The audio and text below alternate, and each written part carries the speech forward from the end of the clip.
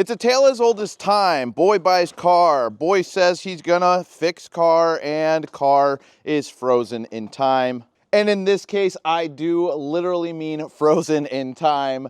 So I figured it was appropriate to give you an update on my Infiniti G35 sedan. This is a car that debuted on my channel in 2021, and if you guys are around from that time, you'll remember the story, but there's been a lot more people that have joined the channel, so I figured that we would clear off some of this ice while we talk about the story of this car and why it's never going to be sold, and I'm probably going to keep this car forever. You see, this car was owned by my late brother-in-law, Daniel. He passed away from leukemia that was dormant in his system and was not identified until very late stage, and he was taken from us pretty quickly. It seemed like we got the diagnosis, I think it was on a Sunday, and I think he passed on a Tuesday or very soon after that. So it really came as a shock.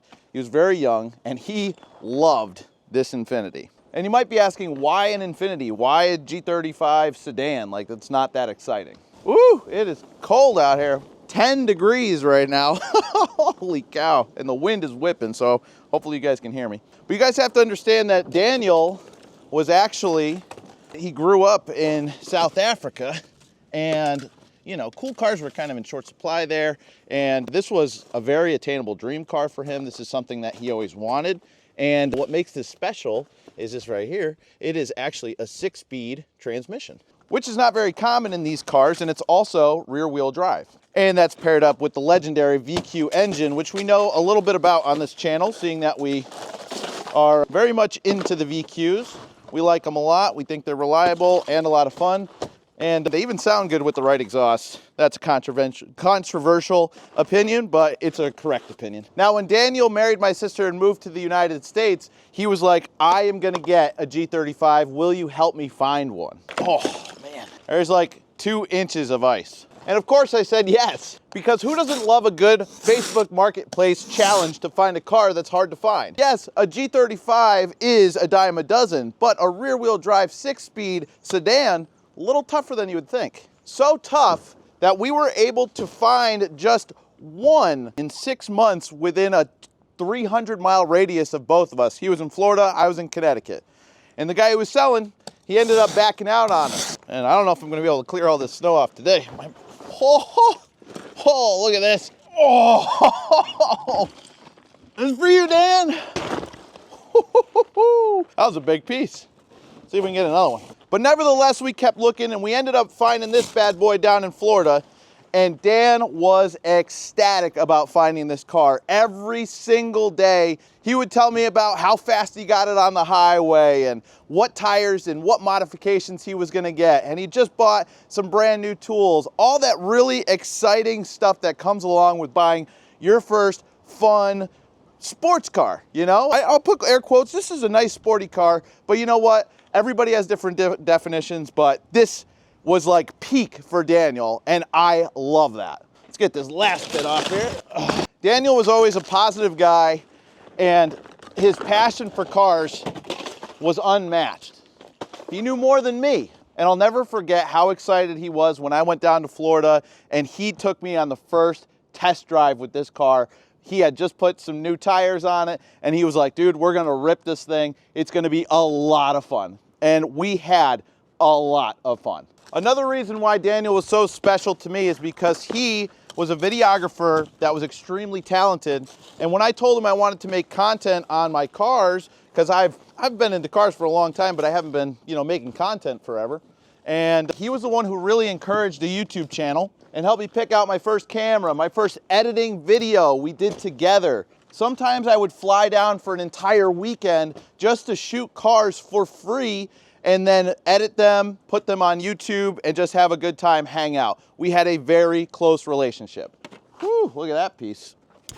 As a matter of fact, I'm pretty sure he was my first subscriber. And when I see him again one day, I hope we can talk about what I've done on this channel, all thanks to his motivation, and we can have a good laugh about that. So after Daniel passed away, the car had no home, no purpose, and my sister didn't have anything she wanted to do with it. So I offered to pay her for it. So I paid and bought this car for Daniel, and we took a road trip and brought it all the way up to Connecticut. And those were some of the best memories with my sister, with my friend Steve, who helped me pick it up. And it was just me, family, friends in this car. Since then, we've done some modifications. We got sponsored by Fortune Auto and put some badass coilovers on this car.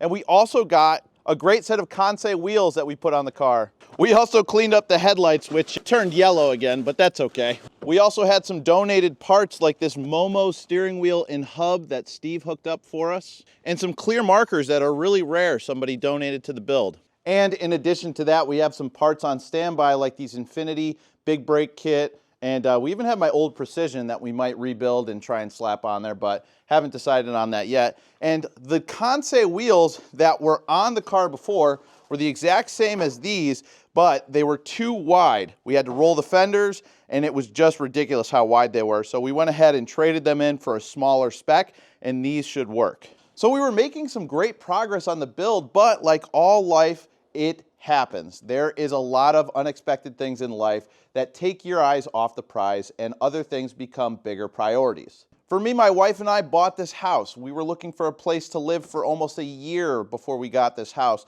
And once we got this house, we went from living with very low rent with our in-laws to a full-on mortgage and car payment. We also have other project cars to maintain, like the 600 wheel horsepower 350Z, which my channel is mainly known for. In addition to that, my wife and I started 2 new businesses, which is RV rental and a reselling business, which is all of this junk you see in the garage right now. And that spills over into the Dollar to Datsun challenge, which has also been live on my channel for about a year. So yes, Daniel's car is frozen in time a little bit, but it is not going anywhere. We will get this project car back on the road, and I'm not really quite sure what direction I'm gonna go with it. So if you guys have any input, put it down in the comments. I was thinking about building a drift car because the drift scene here in Connecticut is really good, but I'm also not a professional drift driver, and it does run the risk of getting banged up. But I suppose my other thought on that is, you know, wouldn't it be cool to just tear it up and just go ham in my brother-in-law's car? Like, that is a cool thought to me anyways. Like, just rip it, because that's what he would have done. So therein lies my dilemma. What are the next steps, and when can I make them? I don't know, and I don't mind waiting, but I hope it comes sooner than later. But for anybody who's new and sees the car in the background and has asked some questions, I just wanted to give you a little explanation of what the car is and what it means to me. And if you guys are interested in checking out Daniel's YouTube channel, I will link that below so you can see who he was, check out his vibe, and his video making was absolutely excellent. Unbelievable, skilled human being. So from the bottom of my heart, guys, thank you so much for watching this video, and I will see you on the next Dollar to Datsun video, which should be dropping in just a couple days. See you on the next one.